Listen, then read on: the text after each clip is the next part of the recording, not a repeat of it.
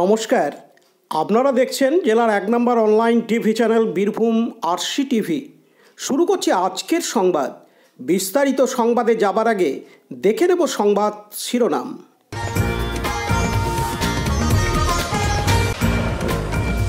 তৃণমূল কংগ্রেসের কর্মী বৈঠক দুবরাজপুর ব্লকের চিনপায়ে। বোলপুর লোকসংস্কৃতি উৎসব শুরু হলো গীতাঞ্জলি প্রেক্ষাগৃহে।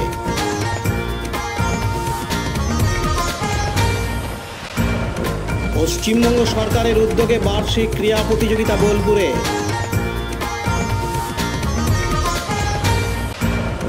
জাল লটারির টিকিট সহ গ্রেপ্তার 2 মুরারোয়ে।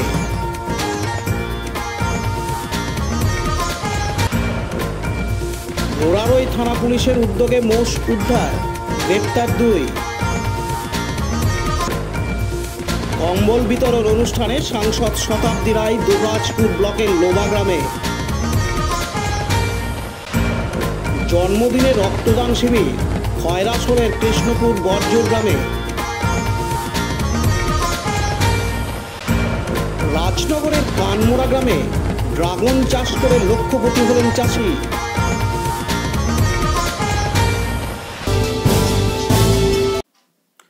দুবরাজপুর ব্লকের চিনপাই তৃণমূল কংগ্রেসের কার্যালয়ে চিনপাই অঞ্চল তৃণমূল কংগ্রেসের বুথ সভাপতি, পঞ্চায়েত সদস্য এবং অঞ্চল নেতৃত্বদের নিয়ে কর্মী বৈঠক করলেন বীরভূম লোকসভা কেন্দ্রের সাংসদ শতাব্দী রায়। তিনি জানান, গত নির্বাচনে কোথায় কোথায় ভালো ফল হয়েছে, আবার কোথায় কোথায় খারাপ ফল হয়েছে সেগুলি নিয়ে আলোচনা করা হলো। এমনকি কোথায় খারাপ ফল হয়েছে এবং এই খারাপ হওয়ার কারণ কি, সেই সঙ্গে ভালোটার কারণ কি, এই নিয়ে আলোচনা করা হয়। কোর কমিটি নিয়ে প্রশ্ন করা হলে তিনি জানান, এখন কোনো আলোচনা হয়নি। এদিন তিনি আরও জানান, একদম আমাদের ইলেকশন এসে গেছে, ইলেকশন একদম দরজায়, সেইটা কিভাবে ইলেকশন করবে, কোথায় কোথায় কি রেজাল্ট ছিল, কোথায় কোথায় ভালো হয়েছে, কোথায় কোথায় খারাপ হয়েছে, কোথায় কোথায় আরও ভালো হবে, কোথায় কোথায় খারাপটার কারণ কি, ভালোটার কারণ কি, এগুলো আছে। দিদি, দুবরাজপুর ব্লকের অন্তর্গত দুটো বিধানসভা পড়ছে, সেটা দুবরাজপুর। তো দুবরাজপুর ব্লক কমিটি নিয়ে কি নতুন কোনো চিন্তা ভাবনা রয়েছে বা সংগঠন বা এখন কিছু হয় না, আমরা কোর কমিটি দেখেনি, কোর কমিটির আলোচনা করে। লালটু মুখার্জির report, Birbhum RC TV, Dubrajpur. আজ বুধবার 10ই জানুয়ারি শ্রীনিকেতন শান্তিনিকেতন উন্নয়ন পর্ষদের উদ্যোগে বোলপুর লোকসংস্কৃতি উৎসব শুরু হলো গীতাঞ্জলি প্রেক্ষাগৃহে। এই লোকসংস্কৃতি উৎসব চলবে 4 দিন। এই অনুষ্ঠানের পাশাপাশি 2023 দুর্গাপুজো কার্নিভ্যালে পুরস্কার প্রদান করা হয়। এই অনুষ্ঠানে উপস্থিত ছিলেন পশ্চিমবঙ্গ ক্ষুদ্র, ছোট, মাঝারি উদ্যোগ এবং বস্ত্র বিভাগের ভারপ্রাপ্ত মন্ত্রী চন্দ্রনাথ সিনহা, বোলপুরের সাংসদ অসিত মাল, সিউড়ির বিধায়ক বিকাশ রায়চৌধুরী, বোলপুর পৌরসভার chairman Parna Ghosh, vice chairman Omar Sheikh, এছাড়াও বোলপুর পৌরসভার ওয়ার্ড কাউন্সিলররা এবং অন্যান্য বিশিষ্ট ব্যক্তিবর্গ। এদিন মন্ত্রী চন্দ্রনাথ সিনহা জানান, আমরা পুজোর সময় বলেছিলাম, মাননীয় মুখ্যমন্ত্রীকে অনুরোধ করেছিলাম, উনি অনুরোধে সাড়া দিয়ে বোলপুরে কার্নিভালের পারমিশন দিয়েছিলেন এবং সেই কার্নিভালে আমরা বলেছিলাম যারা ভালো করবে তাদের প্রাইজ দেওয়া হবে। কেননা প্রথম বছর আমাদের সময় খুব অল্প ছিল, অল্প সময়ের মধ্যে সমস্ত পুজো কমিটি তৈরি হতে পারেনি। তার 13 জন অংশ নিয়েছিল এবং তারা খুব শিষ্টাচারভাবে, শৃঙ্খলাভাবে এই কার্নিভালে অংশ নিয়েছিল এবং কার্নিভালটাকে সাকসেস করেছিল। তাই আজকে তাদের আমরা পুরস্কৃত করলাম। ফার্স্ট, সেকেন্ড, থার্ড কিছু বিশেষ পুরস্কারও দেওয়া হয়েছে এবং যারা অংশ নিয়েছে তারা ওটা ক্লাবকে আমরা 10,000 টাকা করে শ্রীনিকেতন শান্তিনিকেতন উন্নয়ন পর্ষদের পক্ষ থেকে আমরা দিয়েছি। তার কারণ হচ্ছে যেন সামনের বছর আরও ভালোভাবে আমরা এই অনুষ্ঠানটা করতে পারি।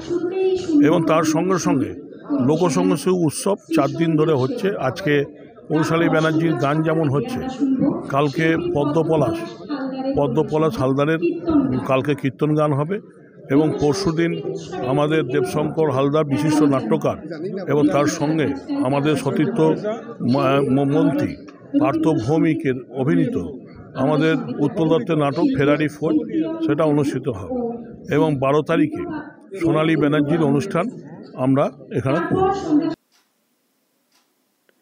কাজী আমিরুল ইসলামের report, Birbhum RC TV, Bolpur. এখন বিজ্ঞাপন বিরতি, ফিরে আসছি বিরতির পর। সব থেকে ভালো চিকিৎসা সবচেয়ে কম খরচে, সবচেয়ে কম খরচে। সব থেকে ভালো চিকিৎসা সবচেয়ে কম খরচে, সবচেয়ে কম খরচে। বিশ্বমানের স্বাস্থ্য পরিষেবা মিলবে দিনে রাতে, বিশ্বমানের স্বাস্থ্য পরিষেবা মিলবে দিনে রাতে। মণি মহেশ হসপিটাল, মণি মহেশ হসপিটাল, মণি মহেশ হসপিটাল, মণি মহেশ হসপিটাল। মণি মহেশ হসপিটাল, দুবরাজপুর, বীরভূম। ফিরে এলাম বিরতির পর। পশ্চিমবঙ্গ সরকারের উদ্যোগে বোলপুর বাঁধগড়া কালীকৃষ্ণ বিদ্যালয়ে অনুষ্ঠিত হলো 14তম বার্ষিক ক্রীড়া প্রতিযোগিতা। আজ বুধবার 10ই জানুয়ারি। এই ক্রীড়া প্রতিযোগিতার আয়োজনে ছিল বীরভূম জেলা মাদ্রাসা শিক্ষা কেন্দ্রের শিক্ষার্থীরা। 31টি মাদ্রাসার এবং 23টি এমএসকে ছেলেমেয়েরা এই ক্রীড়া প্রতিযোগিতায় অংশগ্রহণ করে। 61টি ইভেন্ট নিয়ে চলে সারাদিন এই বার্ষিক ক্রীড়া প্রতিযোগিতা। এই ক্রীড়া প্রতিযোগিতা উপলক্ষে সকালে একটি বর্ণাঢ্য শোভাযাত্রার আয়োজন করা হয়। এই শোভাযাত্রায় মাদ্রাসার শিক্ষক শিক্ষিকা পড়ুয়ারা অংশগ্রহণ করেন। প্রদীপ প্রজ্বলনের মাধ্যমে ক্রীড়া প্রতিযোগিতার শুভ সূচনা হয়। এই অনুষ্ঠানে উপস্থিত ছিলেন রাজ্যের মন্ত্রী চন্দ্রনাথ সিনহা, বীরভূম জেলা পরিষদের সভাধিপতি ফাইজুল হক ওরফে কাজল শেখ, বোলপুর পৌরসভার ভাইস চেয়ারম্যান ওমর শেখ, প্রাক্তন বিধায়ক নরেশচন্দ্র বাউরি সহ অন্যান্য বিশিষ্ট ব্যক্তিবর্গ। কাজী আমিরুল ইসলামের report, Birbhum RC TV, Bolpur. গতকাল মঙ্গলবার 9ই জানুয়ারি রাত্রে জাল লটারির টিকিট সমেত দুজন জাল লটারির টিকিট বিক্রেতাকে গ্রেপ্তার করল মুরারই থানার পুলিশ। জানা যায় এদের একজনের নাম হাকিম শেখ, বাড়ি স্থানীয় থানার অন্তর্গত গোরসা গ্রামে, এবং গোরসা গ্রামের মোড় থেকে তাকে গ্রেপ্তার করা হয়। অপরজনের নাম বারিউল শেখ, বাড়ি স্থানীয় থানার অন্তর্গত রাজগ্রামের কাশিমনগর, তাকে কাশিমনগর মোড় থেকে গ্রেপ্তার করা হয়েছে। আজ বুধবার 10ই জানুয়ারি মুরারই থানার পুলিশ তাদের দুজনের বিরুদ্ধে চার্জশিট তৈরি করে রামপুরহাট মহকুমা আদালতে পাঠিয়ে দেয়। দীপু মিয়ার report, Birbhum RC TV, Murarai. এখন বিজ্ঞাপন বিরতি, ফিরে আসছি বিরতির পর। RCS Network, high speed internet, broadband, cable TV and landline service provider, Dubrajpur, Birbhum. আমাদের এখানে পাবেন BSNL, RailTel, City Alliance, NGO ফাইবারের internet, cable TV and landline টেলিফোনের কানেকশন নিতে যোগাযোগ করুন। দুবরাজপুর 0346229627 7449000072 9732202011 8207037404।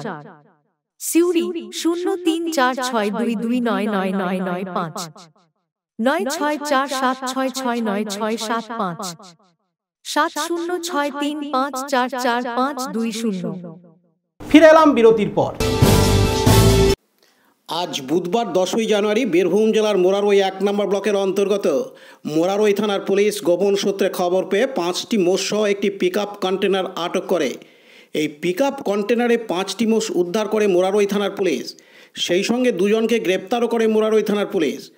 আরও জানা যায়, মোষ পাচারের ক্ষেত্রে তাদের কাছে কোনো বৈধ কাগজপত্র ছিল না। যাদের গ্রেপ্তার করা হয়েছে তাদের নাম শ্যামসাদ আনসারি ও মোহাম্মদ সাবির হোসেন। উভয়ের বাড়ি পশ্চিম বর্ধমানের আসানসোলে। মোষসহ কন্টেনারটি চাদরা হাই স্কুলের কাছে আটক করা হয় এবং তাদের গ্রেপ্তার করা হয়। মুরারই থানার পুলিশ তাদের উভয়ের বিরুদ্ধে চার্জশিট তৈরি করে আজ বুধবার 10ই জানুয়ারি রামপুরহাট মহকুমা আদালতে পাঠিয়ে দেয়। দীপু মিয়ার report, Birbhum RC TV, Paikor. এখন বিজ্ঞাপন বিরতি, ফিরে আসছি বিরতির পর। আপনার কি দিন দিন ওজন বাড়ছে? ফ্যাট বা ভুঁড়ির সমস্যা? কিছুতেই ওজন কমাতে পারছেন না? আর দেরি না করে বাড়িতে থেকেই সঠিক ডায়েট চার্টের মাধ্যমে লাইফস্টাইল চেঞ্জ করে ওজন বা ফ্যাট কমাতে শুরু করুন। 30 days money back guarantee. 30 days money back guarantee. প্রয়োজনে ওজন বাড়াতে পারবেন। 30 days money back guarantee. 30 days money back guarantee. যোগাযোগ করুন কবিগুরু ওয়েলনেস সেন্টার, টাইগার ক্লাবের সন্নিকটে, চুরিপাড়া, সিউড়ি, বীরভূম। Mobile number 9153121371, 8900251912। ফিরে এলাম বিরতির পর।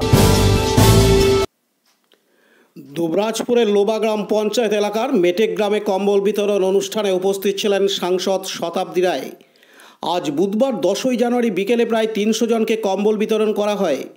সাংসদ শতাব্দী রায় নিজে স্টেজ থেকে নিচে নেমে এসে সাধারণ মানুষের হাতে হাতে তা তুলে দেন। সাংসদ ছাড়াও এই অনুষ্ঠানে উপস্থিত ছিলেন তৃণমূলের জেলা সহ সভাপতি মলয় মুখার্জি, তৃণমূলের দুবরাজপুর ব্লক কোর কমিটির সদস্য স্বপন মণ্ডল ও রফিউল খান, তৃণমূলের লোবা অঞ্চল সভাপতি পিনাকি চক্রবর্তী সহ আরও অনেকে।